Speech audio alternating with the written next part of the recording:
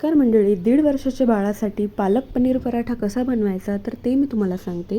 त्यासाठी रेसिपी बघूयात. मी इथे घरचं पनीर जे मी बनवलं आहे तर ते घेतलं आहे किसून. त्यानंतर कांदा घ्यायचा आहे थोडासा कट करून, टोमॅटो घ्यायचा आहे कट करून, त्यानंतर जे लसूण आहे तर त्याला छान कुटून घ्यायचं आहे आणि थोडीशी कोथिंबीर घ्यायची आहे. त्यानंतर एका स्टीलच्या भांड्यामध्ये थोडंसं तूप टाकायचं आहे. तूप छान गरम झाल्यानंतर त्यामध्ये जिरं, मोहरी आणि जर कढीपत्ता असेल तर तुम्ही टाकू शकता. आणि त्यानंतर लसूण टाकायचं आहे, छान लालसर असं भाजू द्यायचं आहे. त्यानंतर त्यामध्ये कांदा टाकायचा आहे, टोमॅटो टाकायचा आहे आणि त्यालासुद्धा छान असं एकजीव होऊ द्यायचं आहे. त्यानंतर त्यामध्ये थोडीशी हळद आणि मीठ टाकायचं आहे आणि मी थोडंसं असं तिखट टाकत असते आता, कारण तिला तिखट खायची सवय व्हायला पाहिजे. मग त्यामुळे एकदम कमी प्रमाणात स्टार्ट करायचं, एकदम थोडं थोडं टाकायचं आहे सुरुवातीला. आणि त्यानंतर लास्टमध्ये मी त्यामध्ये जे पनीर मी किसून ठेवलं आहे तर ते टाकलं आहे. हे पनीर मी स्वतः घरी बनवलं आहे, त्यामुळे बाहेरचं पनीर नाही देत शक्यतो तिला. आणि त्यानंतर त्याला असं छान मिक्स करायचं आहे आणि बघू शकतो छान आपली भुर्जी जी आहे तर ती रेडी झाली आहे.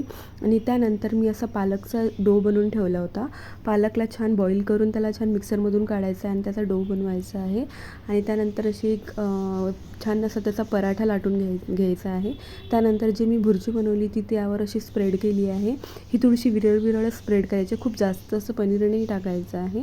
आणि त्यानंतर त्याला मी असं कट करून घेतलं आहे आणि छान असं समोसा टाईप असं त्याला बनवलं आहे आणि छान त्याचा पराठा लाटून घेतला आहे, थोडंसं जाडसर असा आणि छोटूसा असा. आणि त्यानंतर त्याला छान दोन्ही साईडनं तूप लावून असं छान खरपूस असं भाजून घ्यायचं आहे, लालसर असं. आणि त्यानंतर एका प्लेटमध्ये छान असं सर्व करायचं आहे.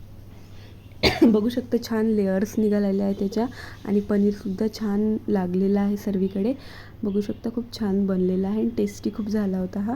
त्यानंतर मी अशा प्रकारे तिला छान गरमागरम असं सर्व केलं आहे आणि तिनेसुद्धा छान तुपासोबत तो पराठा खूप एन्जॉय केला आहे. तिला तूप खायला खूप आवडतं. बघू शकता. व्हिडिओ आवडला तर नक्की फॉलो करा. Thank you so much for watching.